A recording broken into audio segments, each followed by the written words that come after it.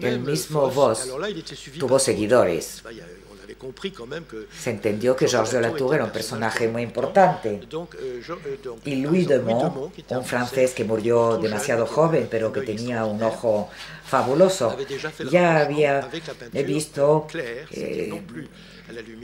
que ya no era la luz de la vela, sino la luz del día, como el cuadro que ven ustedes en la pantalla.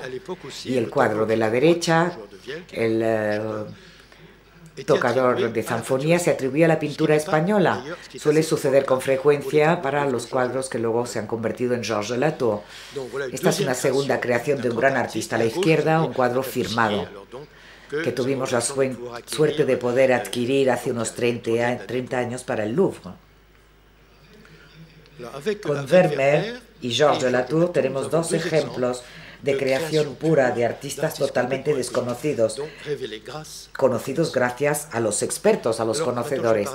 Voy a volver sobre Roberto Longhi, que conocí muy bien y admiré, y que en el siglo XX fue uno de los 2 o 3 grandes historiadores de arte internacionales que publicó muchas cosas, generalmente en las revistas que dirigió o en libros. Otro gran historiador de arte que cuenta mucho en la misma época, eran contemporáneos, totalmente distinto desde todos los puntos de vista, era Hofner, uno de los grandes profesores de Nueva York. No hay que olvidar que Harvard, Princeton, Nueva York ya tenían grandes profesores de historia del arte.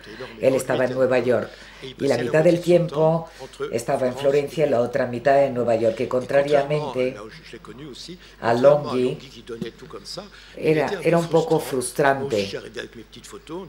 Él miraba y decía, no, esto no es del maestro, y era lo único que decía. O bien, aquí sí que conozco al maestro, pero no añadía nada más. Era un poco frustrante cuando uno es joven, pero tuvo un ojo certero. Empezó un corpus de la pintura florentina que se está fabricando. Sus alumnos han seguido haciéndolo para hacer un corpus completo de la pintura florentina, sobre todo del siglo XIV, y también creó a maestros a partir de cuadros dispersos con atribuciones dispersas. Les muestro dos: el maestro de la Pietà Fogg, y también creó este otro maestro que llamó maestro de las tablas Barberini, a causa de las dos que están arriba, una en Nueva York, la otra en Boston. Se habían vendido en los años 35-36 por parte de la familia Barberini, que le había, la galería Barberini, le había dado al Estado italiano unos cuadros muy importantes como la Fornarina, pero a cambio había podido coger algunos cuadros, y los italianos lamentan que se hayan ido estos cuadros. Hofner estaba obsesionado con la exactitud. Tenía una mirada admirable pero severa. Cuando había imperfecciones en un cuadro lo rechazaba, diciendo es un trabajo del taller o de un seguidor, hasta tal punto que su influencia en Estados Unidos sigue manifestándose, y en los países anglosajones también, hasta hoy en día. Cuando él dijo de los frescos de la Basílica Superior de Asís que no eran de Giotto, el crucifijo de Santa María Novella tampoco es de Giotto, pues una gran parte de los americanos hoy en día todavía siguen con estas atribuciones excesivas. Yo no estoy de acuerdo con este parecer, y él creó, tras él, por medio de sus herederos, un problema para los especialistas del 480, entre los que creen que Giotto hizo los frescos de Asís y los que creen que no. Personalmente estoy convencido de que Giotto efectivamente hizo las dos obras. Y ahora vamos a pasar a Francia con otro más joven, Sterling, que ya falleció. Charles Sterling fue conservador en el Louvre durante toda su vida prácticamente.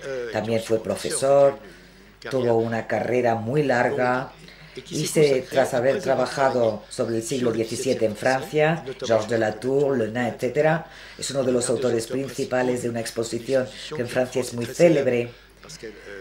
Es una exposición de 1934 en la Orangerie, que se llamaba Los pintores de la realidad en Francia en el siglo XVII. Fue la revelación de que no solamente estaba Poussin y Claude Lorrain o Lebrun, sino que también había una tendencia naturalista o realista en la pintura francesa. Tras ello, decidió cambiar y dedicarse a la pintura francesa, que lo necesitaba. Había mucha mezcla, muchos cuadros atribuidos a España o al contrario. Había una mezcla y lo aclaró todo. Y hasta el final de su vida siguió trabajando. Un año antes de su muerte, siguió publicando artículos y libros para definir la pintura francesa. Trabajé mucho con él. Elegí esta foto porque él había nacido para convencer.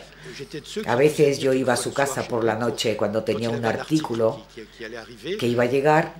Quería leerlo primero. Tomaba las fotos, la documentación e intentaba convencer. Y si funcionaba, si él veía que la reacción era positiva, seguía. Le gustaba convencer.